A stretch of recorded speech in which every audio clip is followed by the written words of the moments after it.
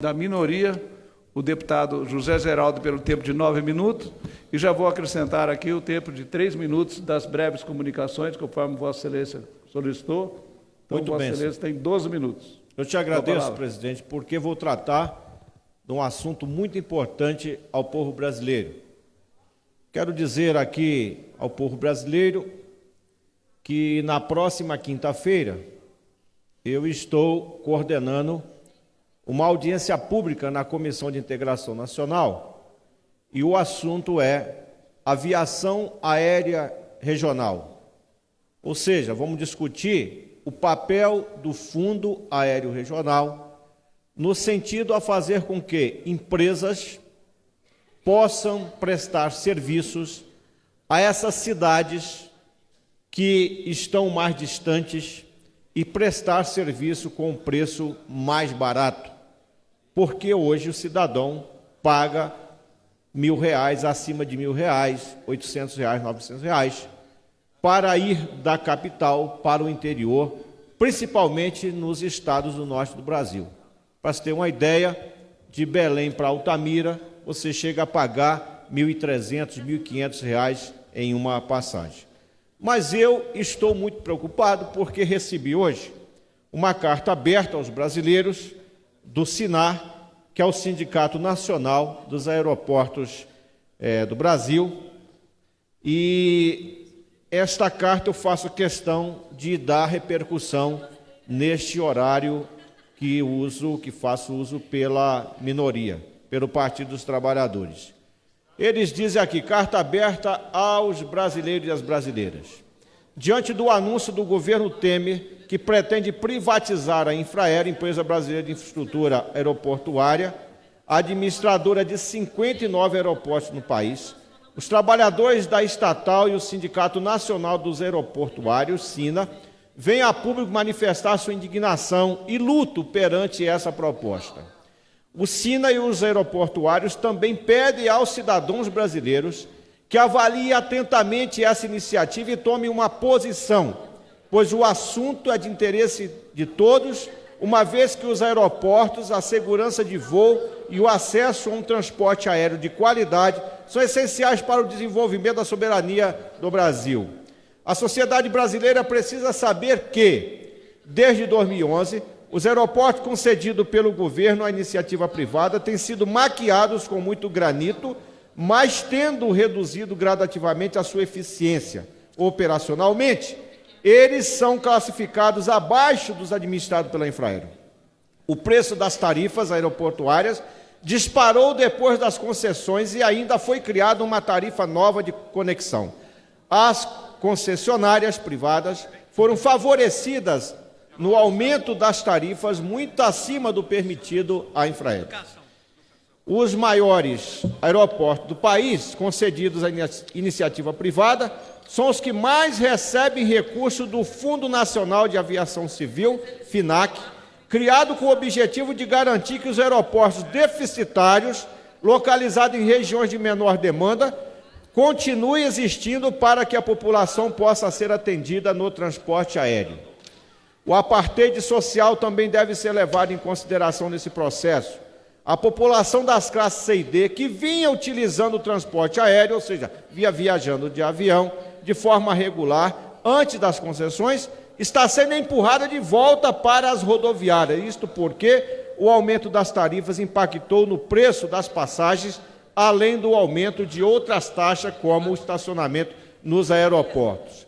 Eles ainda dizem aqui, as concessionárias privadas que assumiram a administração dos aeroportos de Guarulhos, Brasília, Campinas, Viracopos, São Gonçalo do Amarante Natal, Belo Horizonte Confins e Rio de Janeiro, Galeão, já estão em crise, devendo outorgas, aluguéis pagos à União em troca de concessão, demitindo trabalhadores em massa, precarizando as condições de trabalho e até a higiene nos banheiros dos terminais, reduzindo o efetivo de segurança aeroportuária, prato cheio para roubos e assalto no estacionamento e outras áreas no entorno dos aeroportos.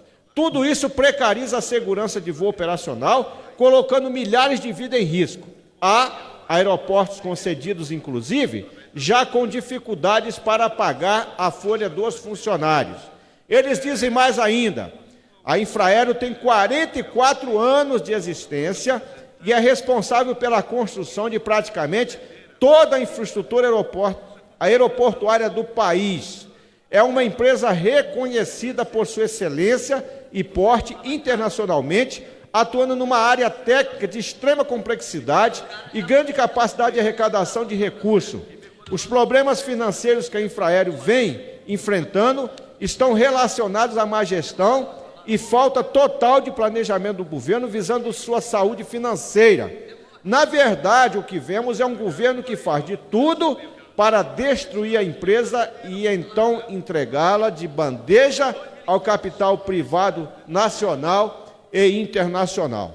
Inclusive, os trabalhadores da Infraero, os trabalhadores aeroportuários devem engrossar a greve geral do dia 30 nesse país. Senhor presidente, senhores deputados, eu agora traduzo isso daqui para os avanços que nós ainda estávamos pensando ter. Já no governo Dilma, nós criamos, por lei, esse Fundo Aéreo Regional. Para que é esse fundo? Os aeroportos do Brasil, que dão mais lucro, que estão na mão das empresas privadas, esse fundo, então, financiaria ou financiará esses aeroportos que eu citei aqui, estão na maioria na Amazônia, mas eles estão em outros estados do Brasil também, que a Gol não chega lá, que a Latam não chega lá e que outras empresas não chegam. E quando chegam as outras empresas, chegam com os preços inacessíveis, que as pessoas começam a preferir pegar um carro e andar 10, 12, 15 horas de carro, como é o caso do estado do Pará, porque de Belém a Altamira são 800 quilômetros. São 15 horas de carro, se tudo correr bem. De Belém a Marabá são mais 6, 7 horas de carro. Para Santarém eu não estou falando, porque demoraria 1 dia, 2 dias de carro, 3 dias de barcos. E isso se traduz para o Acre, para o Amazonas, para Roraima, para Rondônia, para o Amapá e para qualquer estado desse Brasil. Principalmente os estados do Centro-Oeste, do Norte, em algumas regiões também do Sul e Sudeste.